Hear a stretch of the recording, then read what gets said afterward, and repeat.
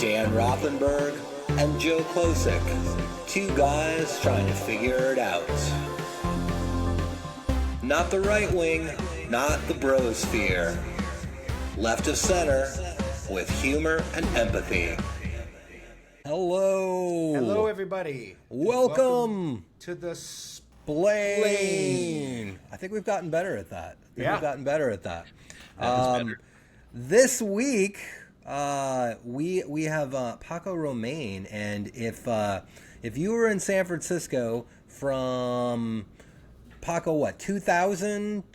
When did you start? Like 1998 or 2000? When did I start comedy?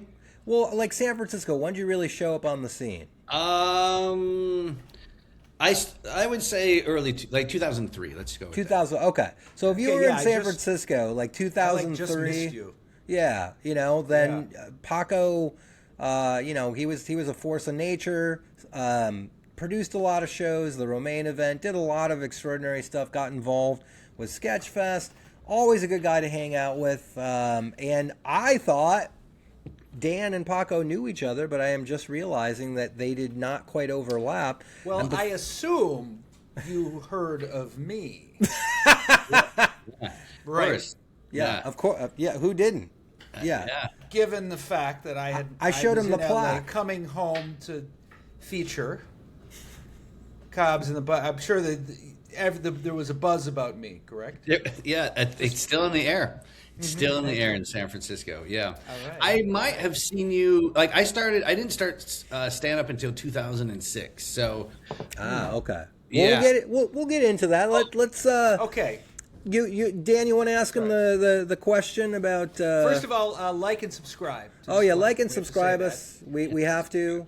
And there's a lot of comments I haven't looked at yet, but I know that they're there. Yeah. I'm gonna look at comments. Please keep them coming. We do appreciate them. We appreciate that. Even though we occasionally make fun of them.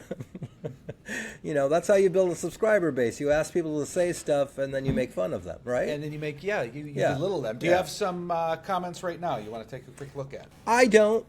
I'm in a good mood, and I want to keep ruin that. I don't want to ruin that. Yeah, okay. Yeah. How could we get bad comment? We had. I know. Who could not like us? Yeah, and we were just interviewing. Ron Vi was our last one. Ron Vi. Yeah. Right. Do you want to ask Paco our segment question? So we begin with the segment. Am I a dick? Yeah. Okay. So we recount an event from the past week, usually a social interaction, and then we all determine, were you being a dick? Paco, we understand you have you've got one for us. I do. I have two. I'm going to start with the first one. I don't know if I'll get to the second one. The second one, I was definitely. You know what? No. Just tell us. I'm gonna get into it. Yeah. Just let it out. Okay. So. Non-judgmental. Okay, we're safe space. Space. So this was not this week, but just it's recent enough that when I went to see, I love the Niners. And they were playing the NFC Championship game. I'm at a bar here in Arkansas called. It's Brady O'Gravy's. First of all. Wait, what's it called? Brady O'Gravy's. So you got everything in there. You've got everything. Yeah. You've got high cholesterol. Oh, so much. You've got Irishness. Yeah. And you're in Arkansas. Yeah. In Arkansas. Why are you in Arkansas? I live here. He'll get to that. Oh, yeah. So anyways, I'm at this sports bar, and there's a table full of Seahawks fans, and I'm a Niners fan. And, I'm going to back up a little bit. Before we were at my friend's house, and he said we would watch the entire game and then barbecue. At halftime, he said, maybe I'll catch up with you guys. And we're all like, what do you mean? He's like, oh, I'm going on a date. And we're like, bro, it's the championship game against the Seahawks, our rival, and you're leaving. He's like, yeah, let me know if you go to a sports bar. I'll meet you there. And I was like already kind of pissed about that. So I'm like, I don't want to leave. I'm on this comfy couch. Just snacks. So then we go to Brady O'Gravy's, and now I've been drinking since like noon, essentially. And now these Seahawks fans are like, and the game sucks. Oh, we're getting destroyed. And they're just making fun of us because we're in Niners jerseys. And I was just kind of just really upset. And as I was leaving, I said some things to them, and they were like, blah, blah, blah. And I was like, I'm very competitive. I get very feisty. I've been in a few bar fights. So anyways, so I was like, fuck you guys. Blah. They're like, fuck you. And I was like, blah, and I leave. And then my friend texts me. She's like, hey, we're at this bar. Come meet us. And I was like, I should go home. And I was like, no, okay, I'll go meet them. But I go to the bar and I can't find them. And I'm like, where are you? She's like, we're in the corner. I'm like, I'm in the fucking corner. I can swear, right? This is a podcast. Yeah, oh, yeah. I'm like, I'm in the fucking corner. Like, my anger is getting higher. And she's like, well, I don't see you. And I'm like, you're at this place, right? And she's like, no, we're at this other place. We left. I'm like, well, you didn't tell me that part. So now I'm trying to find this other place, and I'm like, I don't find it. She's like, I know, it's cool. It's a speakeasy. It's hidden. And I was like, what the living fuck? Like, it's a speakeasy. It's hidden. I'm in the corner. What is this, like REM song? So I go, I find this fucking speakeasy, and I walk over, and everyone looks at me, and they're like, oh, I bet you're upset your team lost. And so I walk up, and this guy who's like this handsome guy is talking to this girl that I kind of have a crush on. And he goes, what's up, mate? And I said, I'm not very happy right now. And he tapped me on my back. And I looked at him. I said, don't ever fucking touch me again. You don't know me like that. You can't just fucking touch me. Yeah. And he goes, ooh, sorry. And then I held up my hand. I said, actually, that was shitty. And he goes, oh, I guess I can touch you now. And I just fucking went off on him. So that's my... Oh. Wow. Don't let the glasses fool you. That was pushing some buttons for me because I have some sports loyalty myself. Mm-hmm. Now, when you say, let's unpack it as we say in therapy. Oh, you're a therapist? Are you a therapist? I am. And I tend to speak sort of gay when I'm talking therapist tone. That sounds terrible the way you just used gay as a negative. That's not a negative at all. I need to see a different therapist. Okay, so I just tend to talk like this. Now let's back it up. When you were at the initial bar, and you said they were kind of making fun of you. What was that? What They were just like saying like, oh, like the Nancy Niners, and just like we played horribly. They had every right to like kind of do what they're doing, but they're like directing it at the only Niners fans. Was it in fun? Like I've been to sports bars, and there's a difference. If you can have a lot of fun with your rivals and give each other shit, even if you're strangers, but they were, it had like an edge to it. Yeah, it was obviously testosterone-driven male, alpha male stuff. And I was literally sitting like 12 inches from them. So, like it was directed at me. They would just scream in my ear every time they did something well, the Seahawks, and they did something well every 30 seconds because we played so poorly. I would say, okay, so we've got 2 to 3 possible dickishnesses here. We got like a number of bars and incidences. Is someone making an omelet at your house, Dan? Yeah, I'm sorry. No, is a dog humping something? Like I said, I've got. Excuse me. Do you need the upstairs? Wait, Do you need the upstairs? What a beautiful way to say, get the fuck out of this space. Are you being a dick right now? A little. Sorry, hon. I am being a little bit, but like I said, Is she making you breakfast? No. Oh, okay. I'm without a home. Everyone's got the private rooms. I see. Right now. Except for right now. Yeah. Okay. Anyway, back to judging someone else's dickishness. So I would say, I would lean toward no initially. You were perhaps drunk and ill-advised. It was perhaps being drunk and engaging in that. You could say that might lead to some dangerous results. Sure. But no, I don't think you were being a dick. They were messing with you first, and you were the underdog, right? You were the minority in the room. Well, yeah, I guess you could say Kind that. of. Yeah. I was the only Niners fan. Yeah. Then in the middle, you were arguing with your friend about, no, it's here, it's there. Maybe you were being a little bit of a dick. There. I'm putting myself in your shoes, and I'm thinking, yeah, at that point, I'm irritable. Yeah, that was definitely irritable. Yeah. And then finally, the guy's messing with you, the mate, and it seems like you weren't being a dick. You were minding your own business, right? It was. I approached the group with a lot of anger, and my friends were laughing because I'm usually I'm like aggressively good natured person. So when I approached, none of them. I've just moved here, so they don't know me that well, and they saw me with like this face where I was like wanting to just kill anyway. So they're kind of laughing, which kind of spurred it. And then the guy tapped me on the back when I said my team lost. Why did he tap you?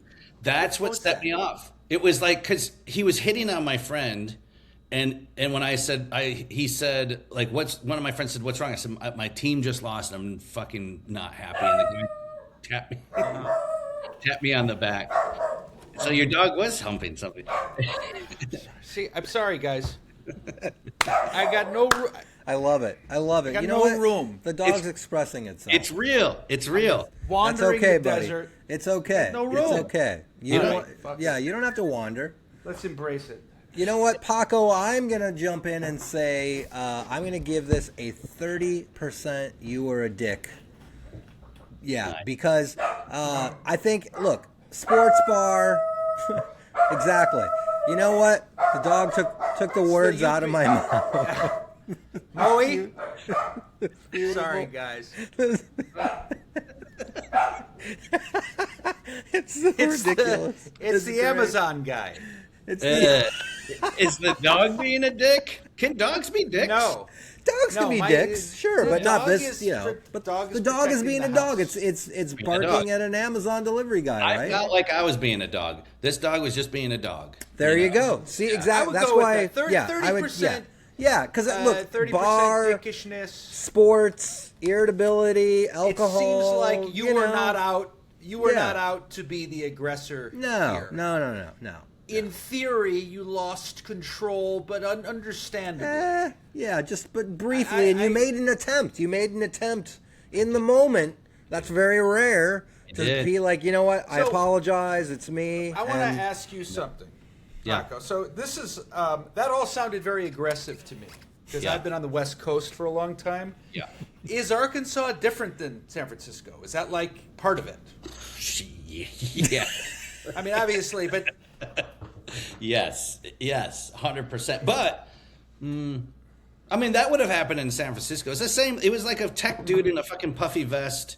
You know, it's the same scenario. It was in a speakeasy that you couldn't find under a stupid bar with a guy in a puffy vest. It could have been San Francisco. Yeah. And I would have done the same thing that I did here that I would have done in San Francisco. Except there, he probably would have been like, being assaulted or something. I don't know. Maybe not. But so go ahead. I'm sorry. that's it.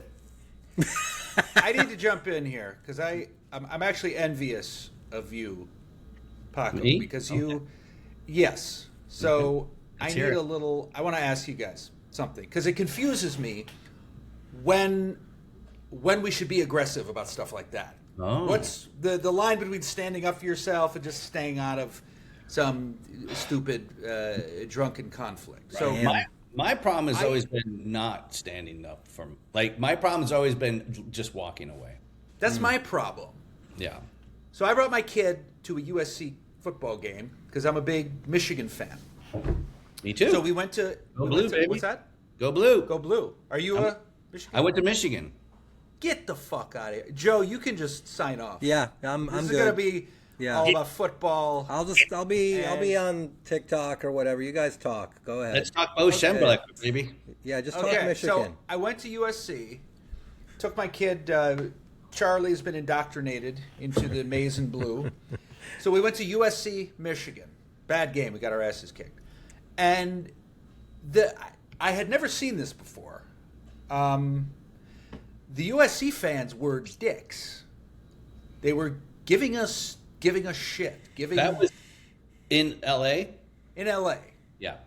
which I didn't anticipate that. You know, I'm there with my son, and there's just a lot of shit talk, aggressive, sort of with an edge. Ugh. And there was a lot of I saw this 3 or 4 times. Like someone would say something to guys dressed in Michigan, and there'd be a lot of this, walking away with a finger up.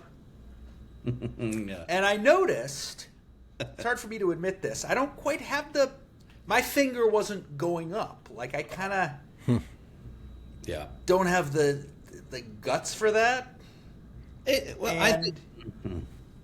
And so after, Charlie and I are trying to find an Uber, there's a crowd, and some frat boy, douchebag, USC dude, you know, I've got my Michigan hat on.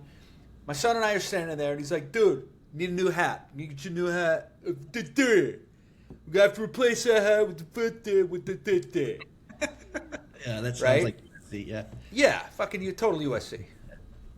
And, you know, I just kind of, well, what did I do? I crawled inside myself and did nothing. Yeah.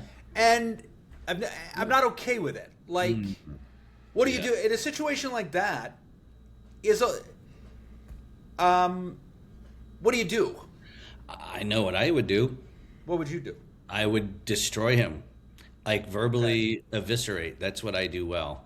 So and that's what I've had to learn to like taper back. Because at that time when I told the guy to don't touch me, this one of my friends said, "I've never seen you like that." And I looked at her and I said, "You don't want to take me on right now. Like, do not." Yeah, the fucking Hulk.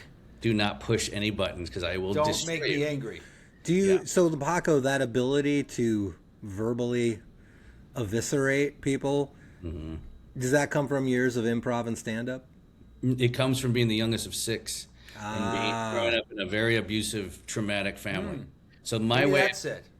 the way I'm for an me only to child. Okay, yeah, see, that's it. Yeah, like I don't know how to do that shit. But after, Really? on the one hand, I'm like, well, I'm with my kid. I avoided conflict. On the other hand, I'm like, no, I should role model giving it back more. You know, don't want none, what's don't gonna- deserve none. You know that saying, like Yeah, what's going to happen? Is it? I mean, don't am I know going what's to gonna have happen. to fight these guys? I grew up playing basketball everywhere, and I was part of this like very iconic basketball game in San Francisco forever. And it was used to be basically the projects and near the Fillmore in San Francisco. I played there all forever. I was one of the first white guys that played there, and you had to prove your way to get in, and then you had to fight all the fucking time, especially if you're like me, short and like white, you know. And so like I've never backed down from that stuff. I don't even know how. Like I'm always like, come, like let's do this. Like what do you want, you know? So that's where I approach things, unfortunately, and I've had to fucking eliminate, don't start none, don't get none, you know. But sometimes I just can't. So Yeah, so my point is, I need a little of that. well, let's talk. Let's You know? maybe have a one-on-one. Okay. You want to schedule an Talk appointment, later. and maybe Yeah. Paco can school the therapist? You can coach me. And like How to, you- yeah, the you way got to stick up for yourself. I think there are times when you should stick up for yourself, and then there's times where like you should have a joke in your back pocket if things go sideways. Like the ability to be like, you know what, like let's just not do this. I'm gonna segue out of this, but I'm still gonna keep a kernel of this. Like one of the things I always loved about watching Joe Klosek was his ability to read the room, to improvise, riff, and to be so cutting edge in his thinking. Like it used to just floor me. One of the first times I ever saw anyone riff was Joe Klosek, and you did it at the Romane event, and you did like 35 minutes just pure riffing, and it was so fucking brilliant that I was like, I want to be able to take what I do in my chest at the basketball game where I can do that and bring it to the stage. But back then I didn't have any idea how. Wow.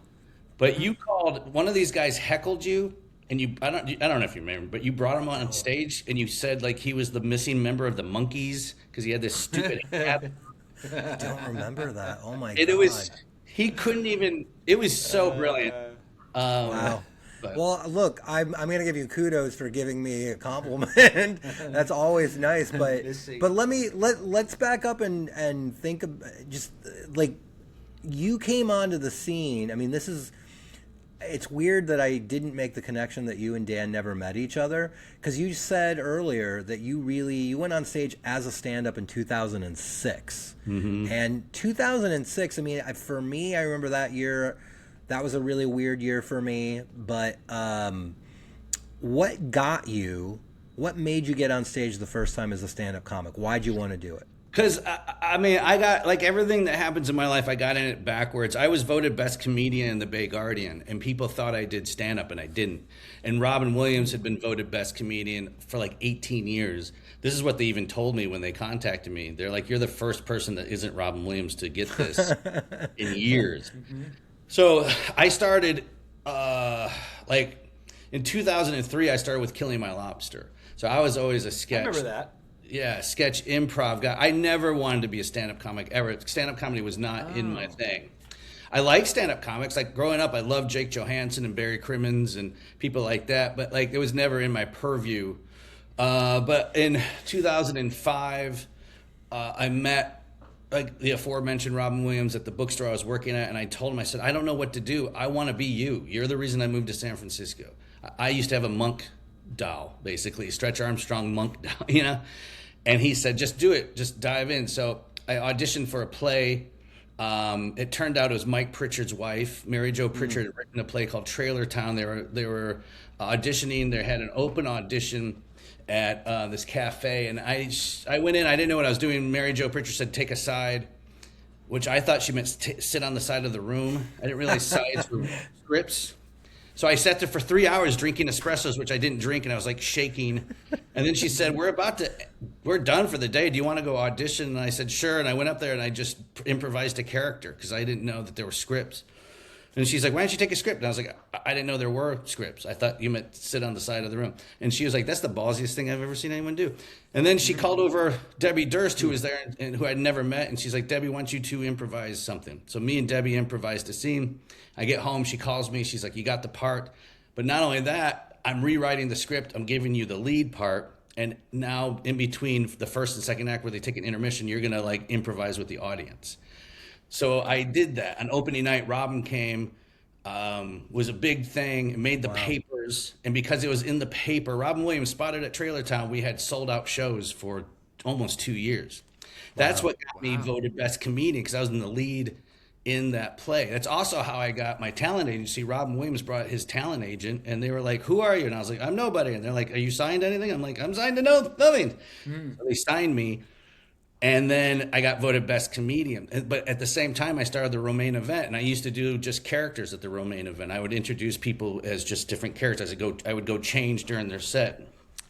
So because I won best comedian, I had a show called the Romane event. People were starting to show up to see me do stand-up. They thought I did stand-up, and I didn't.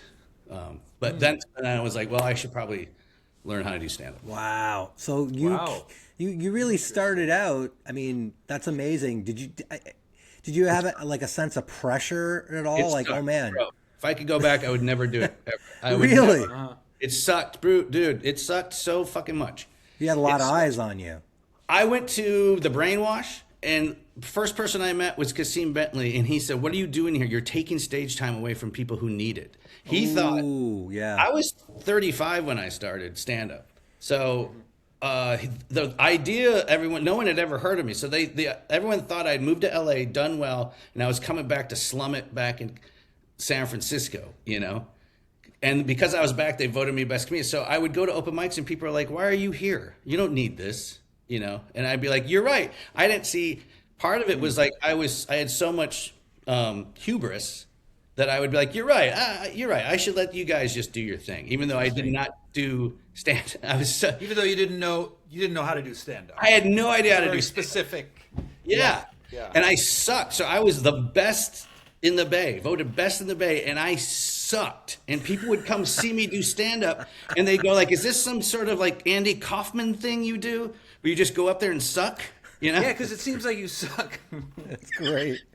That's great. That's hilarious. Oh my and god! So so the punchline. Joe, I'm sorry, but I'm gonna have another Joe Klosek story. The punchline contacted me, and they said, "We want you to bring the Romane event to the punchline because you are the best comedian." Like this was back when being in the Bay Guardian, that best of the Bay Guardian thing actually mattered. And I went to you, Joe. You did my show, and I said to you, "What do I do?" The Punchline wants me to bring, and you said only dinosaurs do comedy clubs, and they don't want you; they just want your audience. And I was like, "Oh fuck, okay." And so I said, "No, I'm not." And I was persona non grata. I would go to the Punchline, and the people there hated me because they thought I was big timing them because they had the same perception of me. So they thought I was too good to do the Punchline. So I had basically all these places I couldn't go to do stand up, so I only did my own show for years. I would only do sets at the Romane event or maybe some bar shows or something. But I sucked for years because of that. How many years do you think you had to endure that before you felt like, okay, I know what I'm doing. I'm a comic. I know how to perform. Just keep talking. This is married life. This is awesome.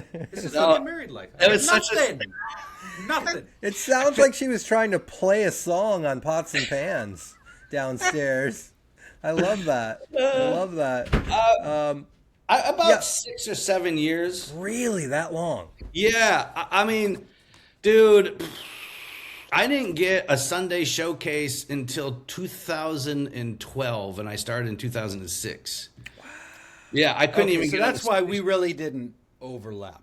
Yeah. It sounds like you left earlier, but I got much better. I mean, to be truly honest, I believe I didn't get good until 2014, and that's because I was engaged to somebody, and she said to me, "I don't think you love me unless you get rid of the Romane event. I think you love that show more than you love me." So I canceled the Romane event because of that. Turns out she was fucking our salsa instructor, but I wish that wasn't true. But it was. I'm sorry, buddy. No, it's fine. Thanks. But so because of that, it was actually a blessing, dude. I stopped the Romane event after 12 years or whatever. And I did a set at Nightlife on Mars, like 3 days later after I found out she was cheating. We broke up. She was my fiance. I did a set like 3 days later, and I cried and I stomped, and I was taking the mic stand and pounding it into the stage. And when I said goodnight, people stood up. I was like one of the only, I think I've gotten 2 standing ovations in my entire career. And that was the first one. And I went to the back of the room, and Mike Capozzola was there.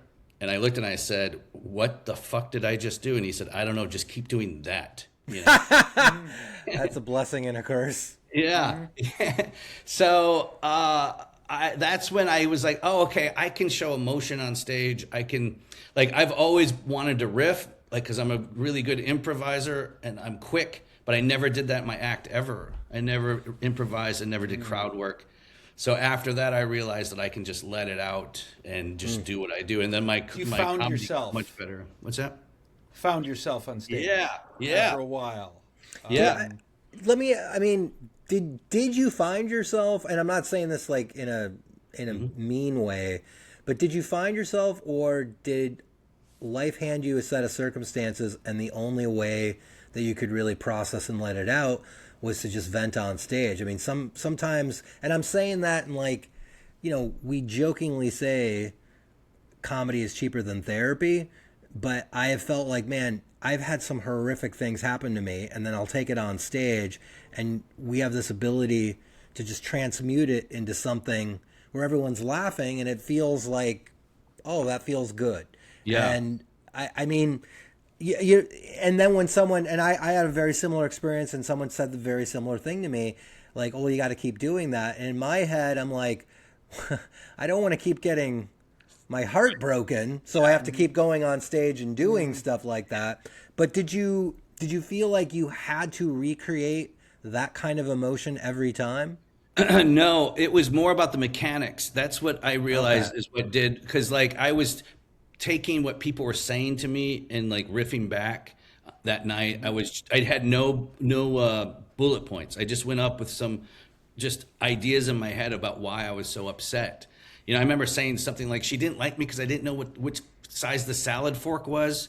Like, fuck you. Like, why do we even have salad forks? Like, I was generating jokes out of that kind of stuff. And I realized that, like, I'd been holding myself back. I'd been doing material that was not attached to my heart at all. It was a arm's distance from my actual emotional being. Most of my material was fake. Like, it was just like made up scenarios I thought were funny, you know. And out of that, I was like, I have a life I can use, and emotion, and an ability that I've not been using. And that not using that ability, because like I said, Robin was my hero. I love that he riffed, because I've always been kind of a riffer just naturally. And like then I was like, okay, I can actually allow myself to do this. And I would have to get really pretty drunk before I'd go on stage to be able to do it. That's how I tapped in. I had one friend who would come to every one of my shows. And he would take me out for sushi and sake or whatever, and then he would watch me explode on stage. And but it got me going. It got it out. And after that, man, like I realized that's what I do. You know, that's my skill. That's my voice on stage. So my comedy got much better. My career did much better after that. So you've mentioned Robin a lot, and I mean, well, no, I don't mean that in a bad way, but I mean, obviously, big influence, you know, kind of, like you said, the reason you moved there, and then you had personal interactions with him, big shadow over the city of San Francisco. Is there any other comic or performer, pro or con, that had an influence over your career in San Francisco? Wow, a San Francisco comic? Not necessarily, but just anyone. But you know, someone you can think of like in your time in San Francisco that had an influence on you. Oh fuck! I mean, there's so many. I mean, truthfully, and you again, Joe. Like I saw you. I know. I'm sorry, but that's all right. I love it. Yeah, I mean, I never saw a stand-up. You're the first stand-up comic I ever saw in my life. I went to the first Sketch Fest. And you were there. Oh my God! Yeah, wow. And you were talking about bombing Iran, and you're talking about people writing notes on the bombs. And I remember that one. Yeah, you had shaved head. You're all skinny and this little guy, and I was like, oh wow, that's so. But you know, so before comedy, I was in the music industry. I was a music producer, and so I worked at record labels. I worked at Ubiquity Records and Ohm Records, and the owner of Ohm Records is John Cornette, and his brother was the general manager of the Punchline. Yeah. Oh, wow. Jim Cornette. Oh yeah. And so John would always say to me, he's like, dude, you are so funny. You should try comedy. And I was like, I just want to be an actor. I don't really want to do stand-up. But he would take me to the Punchline. So Jim would give us a VIP table. So I would go, and I saw Dave Attell, like when Dave Attell was still doing Insomniac. I saw, I saw Louis C.K. and Bill Burr, all of those guys back then. And you know, mostly I'd be like, well, now I don't want to do stand-up. Like, how do you do that? Like, these guys are brilliant. You know, but I would go to the Sunday Showcase, and I'd see Kamau, and I see, you know, Arj Barker and people like that. And, like, I loved Arj's silliness, you know. I loved, like, your ability to riff. I love Kasim Bentley's, like, a personable attachment to the audience. There was a lot of people that I used to love, like in the San Francisco scene, and there's people that I watch them and I would learn, like, don't do that, don't be like that guy. Always some of those. Yeah, and I'm lucky, man. Like when I was coming up, the generation right before me was like Ali Wong and Moshe Kasher and Chris Thayer and Chris Garcia and that crew, you know. And they were so good. And one of the things I learned doing stand-up was, like, you've got to be, like, competitive. You've got to be cutthroat. Like, I remember Allie would tell me, she's like, I don't ever want a headline because, like, you don't get anything out of headline. You get. Well, I guess she failed then. Yeah, who heard of her? What's she doing now? Ali Wong is from San Francisco? Yeah. Wow, I just must have missed that. Oh my God, yeah. She, I think she lived in the Richmond district forever, and used to talk a lot about it. Like in her book, she has a book, and she mentions the Sunday night at the Punchline and seeing comics, and you know, don't want to brag, my name might be in there. Yeah, heck yeah, dude. But it's I mean, she's a San Francisco girl Didn't even know through and that. through. Yeah. Wow. She is. Yeah, she even worked at a nonprofit, which is like part of the tapestry, the rich tapestry of living in San Francisco. But like the brainwash, it's such a cornerstone to any of us that came up during that time. And all those and thankfully there's just so many like good shows that you could do.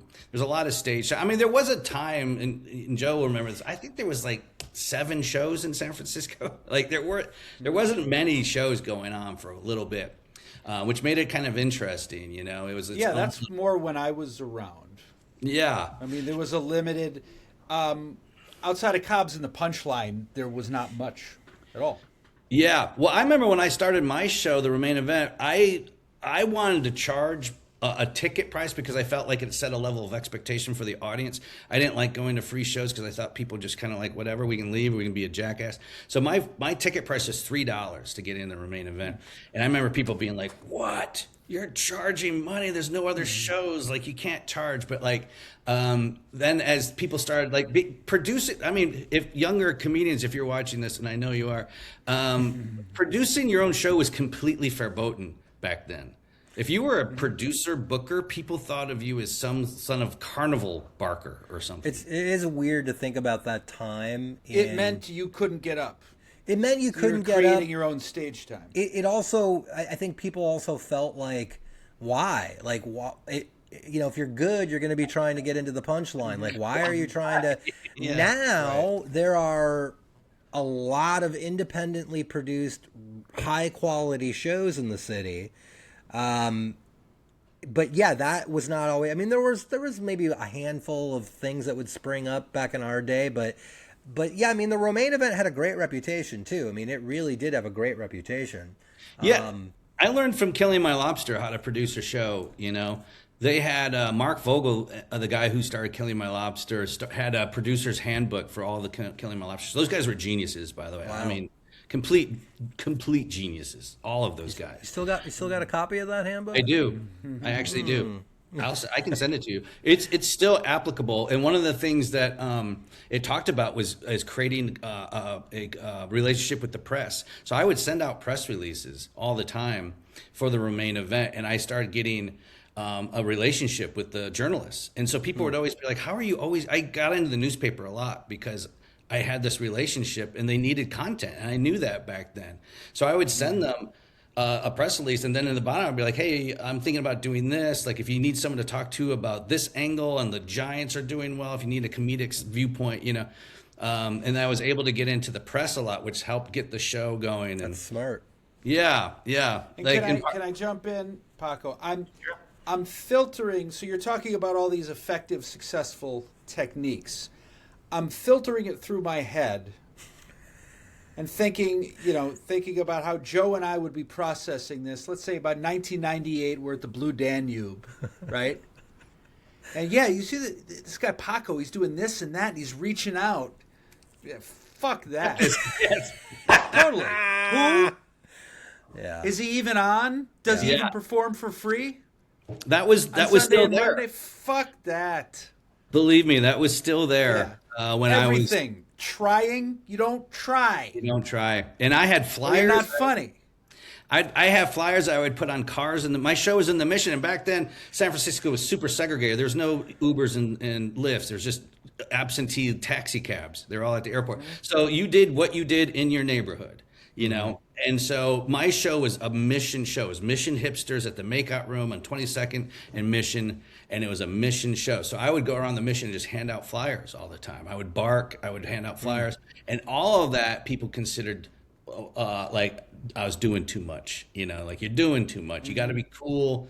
You got to let the shows come to you. And I was like I don't know. Like, I'm used to the theater way of doing stuff, Yeah, something inside you said no.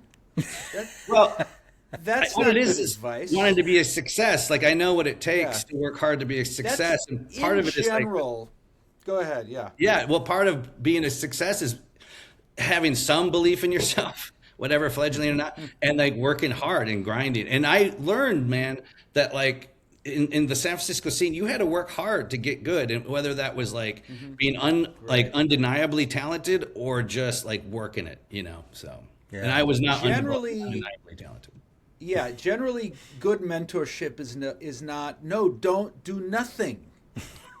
Yes. Don't do it. Yeah, Yeah, and that's what I just got. a fucking lot. wait for success. Yeah, I mean, happen. people told me not to charge tickets. They told me not to have certain people on the show. They told me not to do characters. Dude, back then I had 5, 6, 7 characters I would do. And back then people were like, it is so hacky that you do characters. So I stopped doing characters right when characters started to take off. Like, that's how I've always had my career. Yeah. You know, like Frankie Because- Jonas kept going, and now he's so huge with his characters, and he had the presence of mind to just be like, I'm just going to keep doing it, you know. But I stopped because back so many people then- told me to. Right after comedy was dead, all we had was this artistic integrity. That's like all we had to cling to, is not being a hack. Yeah, And looking back, we were too rigid about it. Yeah. We were too. You got to do what is fucking. It's like you said, like when you said, Paco, why do we have fucking salad forks? I can picture that working with you. I get you. Boom, right Yeah. there. It doesn't matter that it's not the deepest of material. You can't overcomplicate things. Right, and I Fucking- don't. Fucking be funny. Yeah, I think. Thank you. When I think about the era that Dan, you and I were coming up in, and Paco, you were at the edge of that too. You know, Dan and I have had this conversation a lot. Like, we didn't understand every that, time that we stand-up comedy had imploded when we were coming into it. Like the late ’90s. Yeah. It just the clubs were disappearing. There was an all-out. It just wasn't showing up in the social consciousness anymore. There was no social media yet. We were hearing, you know, these big names that we were getting to work with, like, oh, I had to cut my fee and this club closed. And we didn't understand that the whole thing was coming apart. And because there was no mentorship, because there was no emphasis on the There was no business end of business it, model. there was no business way model. forward. In a way, we were just like, okay, we're only going to focus on the craft of stand-up, and which we were encouraged to do. I will say that. We had some really quality stage time. But as a result of that, once it started to open back up and newer people started to come into the scene who were go-getters, who did work, who did create, it changed, but we were still stuck in this. And they they knew not to listen to us. Yeah, which God... Yeah, They you know, knew it. listen, Ali Wong, Kevin Avery, I don't think you should be doing that. Yeah. That's dumb. Kevin Avery and Andrew Norelli and all these guys knew they were, Yeah. you know, They were millennials go-getters. at the beginning Yeah. of something new. They It just was- weren't. It's so. I mean, sometimes I think we got to give ourselves They were right. a break. They were right, and we you know, Right. but we also came in at just the worst possible time. Yeah. But it was interesting to see, like, you started to notice, like, hey, you know what though, this guy does have a well-attended show that's showing up in the Yes. press a lot, and hey, this guy Learn from is that. you know, learn from that, because you're looking at success as Yeah. opposed to being defined by a couple of gatekeepers. Well, I think too, people where they're like, their medals on their chest is like, I've done comedy for 5 years. So they would come into the show and say like, well, this show is for me. Like, you got all these people here because I've been doing Right. comedy for so long. I don't see the hard work, the press releases, the relationships you've had to garner over years. I had 5,000 people on my email list, and then people would come in and just be like, oh, your little show, thanks for selling it out. And I remember still like I remember asking a local comic who was pretty good. He went in the middle of the show, and I said, you know, it'd be awesome if you could just stick around and just watch the rest of the show. And he was like, fuck you, man. I already did this. And I was always like, because like my thing is like, I'm basically a community organizer by heart. Before I did the Romane event in my apartment in San Francisco for years, I would do plays. I would write plays. I'd sell tickets. I would cast and I had a huge apartment in San Francisco, and I would put on plays. And I started a group called Free Dirt Media, and we made videos, comedy videos online, to the point where like Brillston and Gray was interested in having us on their roster. Dan Harmon and I were talking back then. I was invited to go to YouTube in 2005 and give a speech about how to make a viral video to the YouTube managers. I was offered a job at YouTube as their comedy content manager, and I turned them down because I said, I'm a guerrilla artist. I don't do corporate. Yeah, I've turned down, I've like dodged fame and fortune like the Matrix. Oh my God. Yeah, I turned down being a multimillionaire because I was like, I'm a guerrilla artist, man. I do underground stuff. I have a show in the Takeout Room. I turned down a literary agent. I had a great opportunity. I was writing spec scripts with my partner Alex. A legit agent called me, pleaded with me. I was in Amsterdam at the time with doing comedy with my God Love You, with my drunken waitress manager. That's what I was doing. God love you. You know who you are, really. But that I thought, no, I'm a comedian. I'm not going back. As if I couldn't have done both. As if you know what I mean? I do. And I remember this dude said something to me. It resonated with me. The agent said, all right, Dan, I hear. He knew he couldn't get through to me. He's like this kid. And he said, something to consider. Everything that happens in this business is a miracle. Oh, wow. It's not easy to find success. Yeah. And your partner, I'm interested in you guys right now, and your partner's worked hard, and I just couldn't. Yeah. I think this is why Where I was stand-up at. comedians have the well-earned reputation of being amazing self-saboteurs. Oh, the best. And I mean, I'm listening to you guys, and I'm like, man, I don't even think I was aware of the opportunities that I was turning down. I mean, and we just weren't open to it because we had this young man idealistic idea of what a stand-up was, and if anything fell outside of that, God forbid I should make some money. Yeah, if I go be a writer, what's Tom going to do? Yeah, what are the gatekeepers going to say? Doesn't matter. Am I going to lose my free 15-minute spot at Cobb's on a Tuesday night? Yeah. I think with self-sabotage, it comes out of just deep insecurity, like in self. You really think so? I do. I think the other side of the coin of bravado is some supreme insecurity. You see people with lots of bravado, but deep down inside, they're scared little pieces of shit. And like for me, I just didn't understand when I ended the shit. I don't know. I mean, you've never heard this story, but I was offered a TV show on ABC. I turned down. And what? Jesus Christ! Yeah, after I was voted best comedian in the Bay Area, I got a good manager, and at that time there was a place called Q Media in San Francisco, and their job was, you remember, their job was to connect talent out of San Francisco to producers in LA. So I had a couple meetings, and ABC was involved, and they wanted to give me a TV show, and I basically I didn't say no as much as I said I'm not Hispanic. So they offered me a show called Latin American Bandstand. And I had to tell them that I was not Hispanic. And they said, we had it under good authority, you're Mexican. And I said, no, I'm not. We had it under good authority. Man, you hear that now, that means something totally different. What authority made you Mexican?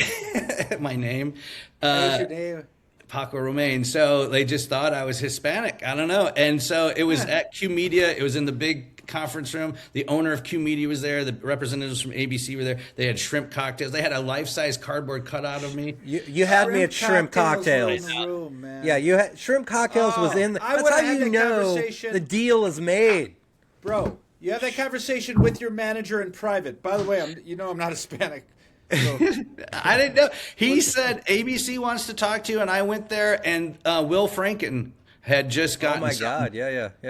Will Franken was their first big success out of Q Media, so they got Will to some stuff, and I was the next one, and they walked me around everyone at the cubicle, and they're like, "This is Paco Romane." And everyone's like, "Oh my God, so nice!" Like I was like, "This is fucking nuts." I took the fucking 14 mission bus to get there. I love that. Yes, I love that. So do you think a part of it was coming so easy and seamless to you, you just kind of took it for granted a little? I grew up in a small farm town in Southwest Michigan. I was like, everything I've ever done as far as like creativity was just for me, man. I used to just write stories by myself from my own head. Any success just seemed out of the box.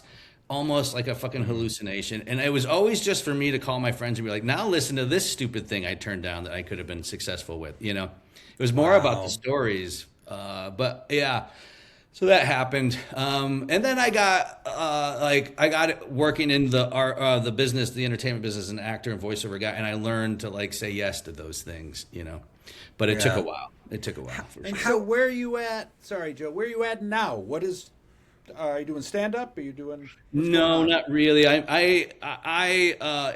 COVID, so I was, a professional actor, voiceover guy. I did casting for a long time with Nancy Hazen, Kristen Beck, and Greg. I was a casting agent, session director, and then COVID hit. Everything I did was in front of people, and so I was like $25,000 in debt because I'd also just been off. I went on the road with Norm Macdonald, which was cool, but he didn't really pay. And then I went on the road with this guy called Killer Bees for 3 years. That definitely didn't pay. I was very much in debt. And on Facebook, I wrote, "Hey, I'm fucked. I'm not getting everything I did was 1099, so I wasn't getting unemployment." Back then, that's before the $600 kicked in, and I was like, I'm literally fucked. I don't know what I'm going to do. And my friend, so I said I was part of this basketball group. I started a pretty famous basketball game every Saturday at the Panhandle Park at 10 a.m. And I was like the mayor of this basketball court, which used to be all black, but gentrification made it all white. Anyways, this guy came up. He's Serbian, and he didn't speak English. I made him part of the family. That's what I do. I'm like, you're part of the family. You're part of our family now. So 10 years later, he's running a team at Apple. So he hits me up and he said, "I'll hire you." And I said, "Well, for what?" And he's like, "Well, what do you do?" And I said, "I could write." And he's like, "All right, you're on my team." And I said, "Well, I don't know anything about tech." And he's like, "Just say yes, man. Just say yes." And I said, Even I'm getting pissed. Just say yes. And I didn't. Stop talking your way out of it. I didn't. I said, "I don't want you you to weren't fire Hispanic me." also? That was a DEI hire. But I told him, I said, "I don't want you to fire me." He's like, "It doesn't matter. You can just quit if you don't like it." And I said, "Okay." And he's like, "Well, my chief of staff's going to call you." So I got hired at Apple. Because I was nice to somebody on a basketball court. So now I work in tech. Yeah. So I moved to Arkansas. Cool.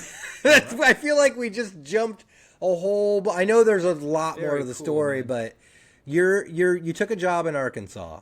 Yeah. And I see you on Facebook. I mean, I've seen you post some stand-up comic related. I mean, are you getting back into producing out there? What are those audiences like? Yeah. So I went from doing like 3 to 5 sets a week to doing 1 a month now. Wow. So I started my own show. There's no, I shouldn't say it. There's a very small, dedicated little group of people here. It's almost like a Christopher Guest movie. So I was like, I started my own show because, and it turns out it's literally the Southern version of the Makeout Room. It's all red inside. There's like all this stuff going. It's like I'm back at the Makeout Room. It's really nuts. So I'm doing some comedy, but I'm mostly writing now. So I told myself that when I got here, I said I'm not going to be doing as much performance stuff. So I just decided to just do a lot of writing. So that's Writing what? Sitcoms. Okay. Yeah. I took a sitcom class, which is in an hour, and just been writing, just trying to write stuff because I can't not be creative. Like I said, it's part of my DNA. Like it's just what I've always done. But stand up is a lot less. But it's crazy. Is like there's a lot of Dave Nihill was just here at the comedy club. It's not just a town over, and so I contacted him, and he's like, "Man, why don't you feature for me?" And I was like, "Oh, okay." So that's been kind of cool, and you can leverage some of that stuff. Oh yeah, Dan, do you want to ask Paco our big question? So our big question. We ask every comic this question. All the comedians we have. You have, you were in Killing My Lobster. You're an accomplished sketch comedian. You've been involved with Sketchfest. You worked your way up as stand-up comedian in San Francisco, and now have a successful tech career. Are you a success? Oh man, what a great question! And I would say, yeah. Okay. Wow. It took me leaving. It took me leaving and having hindsight, man. Hindsight is not just 2020, but it's also success. Like I don't know, there's something about looking back. And I would say you're the first one. Oh, really? Congratulations, you're the first comedian. I could see that, man. I could see that. Depending on the age and where someone is in their life, I could see. If you had asked me 5-6 years ago, I would have said absolutely not. But I have had the ability to be here and look back at what I've done and what I did, and I feel just blessed, and I feel successful. Yeah. That's awesome. Yeah, well earned, man. I mean, it's think- good to hear. Seriously, like I a think lot we'll of wrap this up on a high note for positive once. note. That's also a first. Yeah, Wow. and I think Dan's got to get out of that room anyway because someone's coming through with a dog or a yeah, pot. my wife has to bang the neighbor up here, so I gotta get Yeah, that's gonna get noisy. I hope. But, Yeah, let's hope. I hope he's. Well, there's never mind. Okay. Yeah. I want to give her room. Make sure he's Mexican. I think we've Yeah. learned that. Yeah. You're gonna have to have a new segment called "Is She Getting the Dick?" I think that's gonna. Very nice. Paco, we got to have you back because I know that we barely scratched the surface with. There's This so was many fun. things I want to ask you about, so many other adventures I know that you've had, but thank you very much. Yeah, Continued guys. success to you. Nice to meet you. Thanks for coming on the Splain. We appreciate it. Thank you. Appreciate it. Like and subscribe, people, please. Like and subscribe. Like and subscribe. Our whole mental state depends on it. Yeah. We'll see you next week.